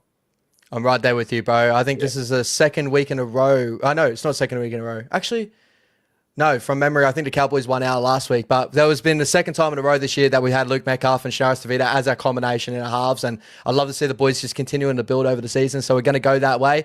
Moving to the forward pack, bro, we got Toby Couchman, we got David Clemmer, we got Jackson Ford and Mitch Barnett. Who's your forward pack pairing you're going to give there? Mitch and Toby. I'm right there with you, bro. Toby Couchman, he's a gun, man. He is an absolute gun. Great fantasy player as well. Like every time, last 2 or 3 weeks I've watched him, it's like it seems like he's dislocated something in the first 10 minutes, and then he ends up playing 70 or 80. I'm like, what? Didn't the guy just pop his shoulder out or something? So he's a tough guy, and he's got skill. He's an absolute freak, bro. Like, just continues to go, high work rate, not the biggest body out there, but he works real hard. And Ash has got a card of him over here too. So keep doing all your stuff, bro. Nice little numbered card. Yeah, make sure that price goes up on that card there for you, Toby. I got stocks on Toby Couchman, so I'm going right there with you, bro. In the number 9 jersey, we got Damien Cook and Wade Egan. I feel like a couple of years ago, this could be a tougher battle than what it is now. But now, who are you going? Yeah, no, spot on. Yeah, Egan. For sure, but definitely a couple of years ago, that's a different conversation. I think if you took a couple of years ago Cook up against now Egan, very, very interesting. But I think currently you just can't go past Wade, who I think, and I've had this conversation in the office at Sport Nation, I think is this season the best hooker in the comp. I agree with you, bro. I think he's the in-form hooker for sure. Yeah, for sure, for sure. I'll give you the quick one. Origin, yes or no? Well, I think he should be. 100%. But, that's the problem with New South Wales. They got him, they got Robson, they got Watson, they got Arpey. I feel like Watson is perfect for that 14. So in that case, maybe it is just between Egan and Robson. But I'd be taking Egan 100%. Yeah, someone won over the weekend, so we'll just leave it at that. Moving over to edge back rollers, bro. On the left side, I would say that would be Leka Alasima if Murata goes back to his right edge. So we're going to go Leka Alasima versus Dylan Egan. Dylan Egan, a young tearaway as well, plays really good footy, very similar to a Liam Martin type of player. Leka Alasima has just got this absolute, he's an absolute bull out there. So where are you going there? Young Guns. He's a ginger, eh? Egan's He is a got ginger. like, tinge of the chin. Yeah. He's got a tinge of the chin. But yeah, no, Liquor for sure. I mean, that's my man crush coming through on Liquor. But Dylan's solid. But man, I just love the X factor that Liquor brings, and he's sort of like, I think about those back rowers like Britain Liquor, Olakawatu. Yeah, these guys like Ali Katoa. These are like difference makers, and I think that's Liquor. So yeah, all day. We haven't had that in a little while, and I love to see that we've got a guy that has that potential for sure. So I'm going like Alasima. To be honest, we're saying that a Ginge, the Ginge, would that have swayed you a little bit? Like, because I was going to say, I think Leka after the blonde hair, he might have a little bit of Ginge popping through there too. So it was a contributing factor, but not quite the deciding factor. So, yeah. I love to say I got a little bit of Ginge in my beard, so I can't really talk too much. So anyway. do I. We all do. Shout out the Gingers, mate. Let's go. Moving to the right edge, bro. Probably the two more experienced edge back rollers here, Jaden Sewer and Ratani Kore. I'm a big Jaden Sewer fan. I know he dropped that ball over the line, but that was, which was a shocker. But I rate this guy really highly, and I just think like he's one of those classic dudes that I think if he was playing for like even a Manly, but if he was playing for a better team, I think he would be an absolute standout, one of the best in the comp. So I'm going to go Sewer. I'm right there with you. Guy that's tasted Origin. Looked like he was up to the task in Origin as well. Hits like a truck. But unfortunately, dropped his lollies all over the line, and everyone will probably hold into that in the future as well. That's one real unfortunate highlights of his career, or lowlights of his career. Moving to the 13 one. I think this one's an easy battle right now, but shout out to Hamish Stewart. He's doing a great job there for the Dragons. A very talented junior, but I think we've got to go with Aaron Clark here, right? Absolutely. No doubt. Him and Leck are my man crushes, so I don't care who it is. Like, it could be Isaiah Yo, but I'm taking Aaron Clark. So, if Aaron Clark goes ginger, you're sold, eh? Oh my gosh! Give him the Deli M. I'm right there with you, bro. Yeah. All right, brother. Moving on to the bench here. We'll quickly rattle through these ones. So, pick your best bench out of these guys here. Jacob Little, Sam Healey will probably be our 14 battle, right? Yeah, we got Jack DeBellin, Luciano Leilua, and Loco Pacifici Tonga for the first time we see him this year. Big bit of gear. On the opposite side, we got Jacob Laban, Vai Mwanga, and Bunty Afoa. Oh, okay. I don't think you can pick Healey off one game as much as I want to. As phenomenal as he is. So, do we have to sort of go pair for pair, or can I just pick any of the? Pick any of the bench that you want, brother. What's the strongest bench? We go Jack DeBellin. He's got to be there. I think we take Leilua. I think we take Dimitrik. And who was the other one for us? We got Healey or Fire, and for the Dragons, they got Little or Tonga. Oh, I don't want to take Tonga, so it's either between Fire and Little. And if I wanted to take the utility, I'd probably take Little, but I'll take Bunty and just go 4 big mans. Ooh, you want the big boys out there, right? Yeah, why not? Wado's wheeling and dealing with some big boys out there. I'm going to spell Wado. I'm going to spell Wado, bro. I'm going to give Jacob Little in there. I rate Jacob Little highly, and I think the Dragons should play him for a little bit more minutes. Like, he's got that game-breaking ability. He's definitely a guy we need to watch out for this weekend, the way the Dragons sort of go about their business. But hopefully Fleno sticks him on the bench and keeps him on the bench there, yeah? So I'm going to spell Wado, and you're just going to make Wado do the full 80, he can do hard nose. Yeah, he can do it. I love it, brother. All right, we'll may as well filter over to our last little thoughts on the Dragons game, bro. We'll put a little bow in this one. The Dragons coming into this weekend, solid attacking unit. That left side shape looks incredible. Even with I forgot the young bloke's name. King Tonga out on that edge. I thought they would struggle a little bit, but I thought that he filled in really nicely there too. Putting some nice shape for Dylan Egan's try over the weekend. Where do we strike the Dragons? Give us your score predictions, and how are we going to get this done? Well, it's a tough game, not just because it's away, but it's a place that we find very difficult to play at for some reason. And you'll remember last year the Dragons just dismantling us. I think was that last year or the year before? It was last year, wasn't it? Just dismantling us, which was embarrassing. As I thought we'd go over there and crush them, and we get absolutely manhandled by them. So. I'm hoping that doesn't happen. If I'm thinking about, I guess, form coming in, this week, the backs battle or the edges battle, I think is going to be really fascinating, particularly if Roger makes his way in there. Just with some of the exciting guys they've got with like some Val and Sewer, it's going to be a real sort of edge battle. But Agreed. I think we can take them through the middle. Like I think just with like Mitch carrying, so Mitch, in a battle up against Couchman and like they've got good guys, but I just think if we can sort of rumble quickly through the middle and get guys like Aaron Clark, running those sort of power runs where he's bending the line and getting them retreating, then I think that's our poison. But man, I honestly, like, as bad as the Dragons can be, I sort of see it being close. Like it might even be, and I think semi-low scoring too. Like we could be looking at like a 16-12, or a 16-14, and it could be like a penalty goal at some point in the game that sort of pushes the margin, like that decides that margin. I think we'll do it, but I don't know, man. It's just makes me a little bit nervous, that one. It's gonna be very interesting. But I am interested to see how that if Roger does come in there, then the edges suddenly look a little bit different. But it's going to be tight, man. It's pretty evenly matched. Like when you go pound for pound across the park, like obviously our halves are more established in terms of time in the saddle together. And actually to the point as well, like obviously the kicking game is massive. And this is interesting. I don't know if you know the stat, but we lead the comp in the average, like our first play the ball of every set. The average is about 40 meters out from our own line, which is the best in the NRL, which tells me that we're really good at keeping teams in their own end and kicking out of their own half, but also we are great at like getting the meters ourselves and getting down the field.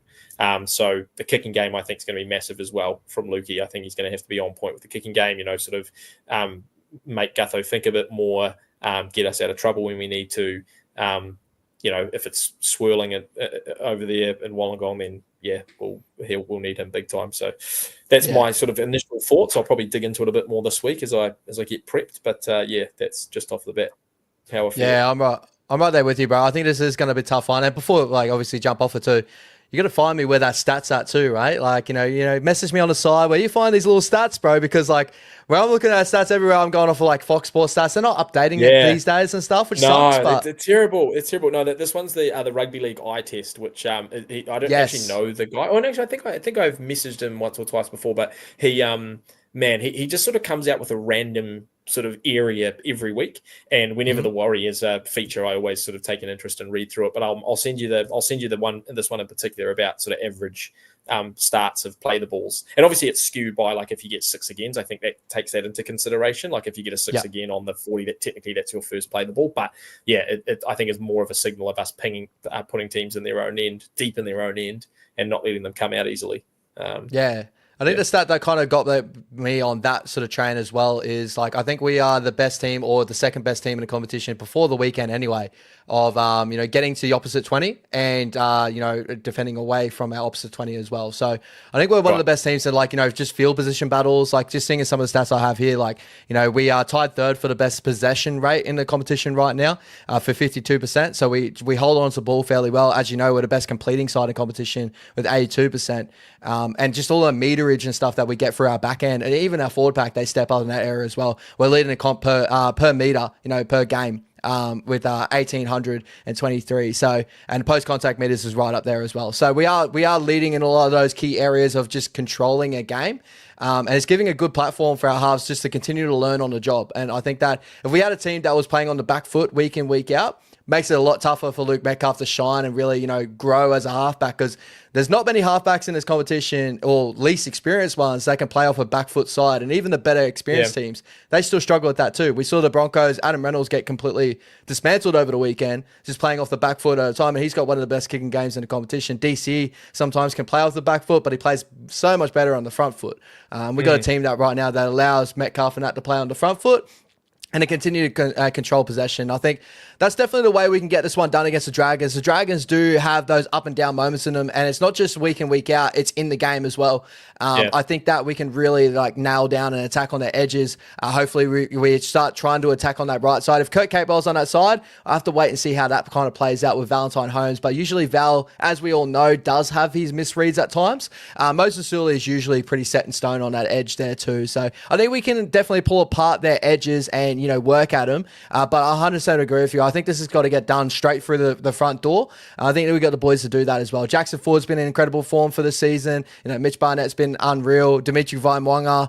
If we continue to turn Lek Alasima into tire forwards in the middle, I think that we can get the job done. But I agree with you. 1-12, because we struggle at Wynn Stadium. We've always have. Yeah. And the Dragons always just give them a tough test. So I'm going to go 1-12 New Zealand Warriors at Wynn Stadium. Probably looking at, I'm going to say probably a 26-20 scoreline, something like that. 26-18. I'll go with that. I got you. I probably should give them some more points, but there's just something inside me tells me, scrappy. I haven't looked at the weather either, but scrappy, 16, 14, 16, 12. So I'll stick with that. And I'm very, very happy to be proven wrong from a Warriors perspective. Would love a 50-point performance. Yeah, we remember that day, was it the Dragons where when they sacked Anthony Griffin? Was it before the game or after the game? And we put like a good 40 points on him in that 2023 season. It was unreal. I'd love to see that. Yeah. Oh, that would be fantastic. Yeah. Fingers crossed. We're certainly capable of it. It's just, I've got a few question marks over the history and who ends up sort of lining up for us. So, we'll wait and see. I'm right there with you, bro. And history always means something. And at the end of the day, just hopefully we can change and rewrite that history as well. And talking about that, we'll put a little bow on it with our kids over the weekend, our junior bases and our New South Wales Cup. I didn't get to see much of the Jersey Flag. Obviously, guys, I was at, Magic Round and catching up on all the other games when I got home. So I'd missed out on the Jersey Flag, unfortunately. But 38-12, the Warriors go down to the Melbourne Storm Juniors. I do know for a fact these Melbourne Storm Juniors have a lot of great talent coming through the grade at the moment. If you follow the short ball on Instagram, guys, you'll get to see a lot of tape on these kids that are coming through. And the Melbourne Storm have a lot of really nice ones. So keep an eye out there. I'd say a little bit of a down moment for our flag side that's still struggling to find their base at the moment. But Jack Cleary's still having some impact on the side. It's great to see him starting to settle in our side. He's had his best performances the last 3 or 4 weeks consistently. Hopefully we can return that form back into some wins mid to late this season in flag. You didn't get to see that game much, did you? Or? Nah, man, not on the weekend, no.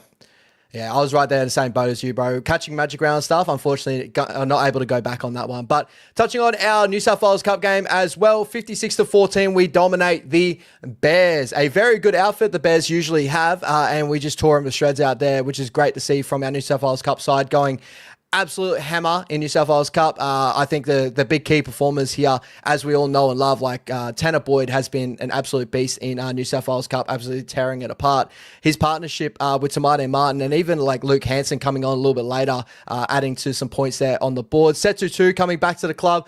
He's ended up getting on the board as well, looked really nice. And Moala Graham Talfa looked incredible. And the last guy I'll touch on as well, Toby Crosby. I think this is one of the better performances I've seen out of him in the big boys in New South Wales Cup against the men. Scoring a try in this game, a lot of big post contact meters. I think this guy's definitely got a lot of future. Just needs a little bit more time to grow, but he's looking real solid. But did you catch this game? I saw. I catch some of the highlights afterwards. I think. But my quota of games for the weekend was all filled up with Magic Round. Still have to do the chores around the house and look after the kid. Oh, bro, I know that, and my missus is still hating me for it. But moving on to the big one. You got to bank a few brownie points before Magic Round.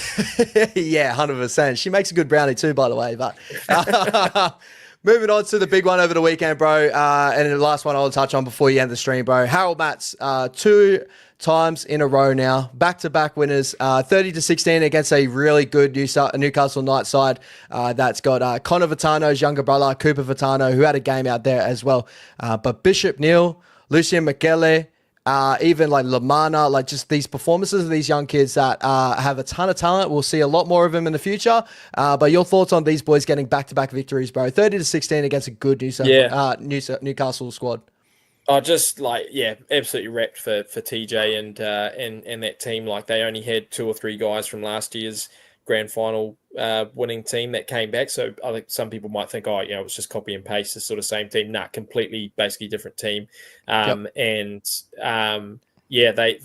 they've been able to, and we'll talk about Kepi with this as well tomorrow. Obviously, with where these guys come from, these guys coming from all over the country, different places. Some play rugby, some play club, club rugby league, whatever it is. I guess just pulling them together very, very quickly and trying to win a very short competition. And you don't. I think they don't think they saw the Knights until the grand final. So you're playing a team that you basically haven't experienced before, and they've all got young players. So awesome to see. Stoked with what that means for the future. And the kid you just mentioned there before, was it Lamani? Bishop Neal or Lamana? Lamana, sorry.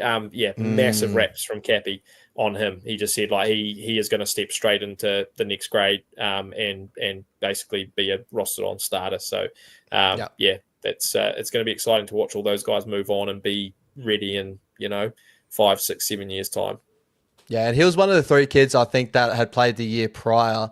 And for him, he was stepping up a grade to play that prior, and he's showing he's just got a ton of potential, bro. Like speed to burn, picks the right moments to go, and I absolutely love to see out of him. The one everyone's been really touching on, Bishop Neal, coming through the grade as well. I'm sure Cappy will have a lot of raps over him. There's a lot of rumors that he was around the first grade squad or whatever like that. Big body for, pretty sure these boys are under 16, so he was a younger boy as well. Yeah. Under 17. So these guys, size, strength, and he was dominant out there in his performance against the Newcastle Knights. Pack that, he's got some decent sized boys out there as well. Yeah, another one that's got big reps. And I really like too that the Warriors are. There's a time gone by, and I've spoken to about this to Kepi about this sort of in previous interviews. But there was a time gone by where we just did prioritize size over everything else. And now it's cool to see guys that actually have a bit of ball playing skill and a bit more diverse. So another exciting one that like the others will be, you'll be a name that you hear very, very regularly in a couple of years' time. 100%, bro, 100%. So well done to those boys. Well done to TJ. He's done an absolute magic job the last two seasons here. As you said, with boys just pulling them together from everywhere. The way he kind of dealt with, I think Bishop Neal, he put him back to the bench role, whether that was due to him playing rugby competitions or whatever was going on there. But he primed him perfectly for the final series.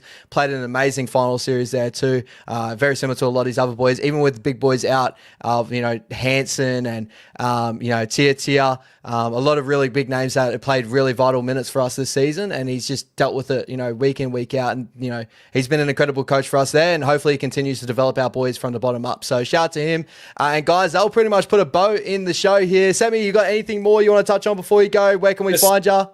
Oh, just quickly, TJ moving to SG Ball now, so it's sort of bittersweet. So he's done so much good stuff with that under 17s with that Harold Matts, but it's you sort of wish he'll just stay there and keep developing them, keep doing what he does every year. But he's moving into SG Ball now, so at least in that regard, there's some consistency. He's going to see all those guys again, which would be pretty cool. But other than that, man, just. Running it straight tomorrow. Obviously, with Jello, we're still sort of putting the show together, seeing what we can pull. And Cappy tomorrow morning with us on Brekkie from 7 a.m. New Zealand time. So it's a bit of an extended chat. We go through a whole bunch of stuff about obviously development pathways, but also the future rosters, signings, etc. So be well with a check-in.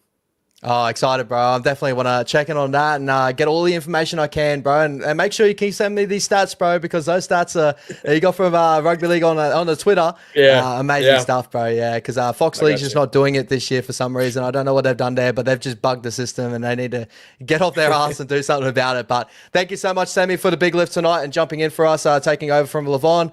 Guys, Laban will be back next week, as we all know. We also got live stream at the end of this week too. This weekend, obviously, the Dragons game. Laban will be on that as well. So come say hello to Laban there. But thank you so much, guys, for tuning in. Hope you all have a great week. And up the wires, baby. Let's go.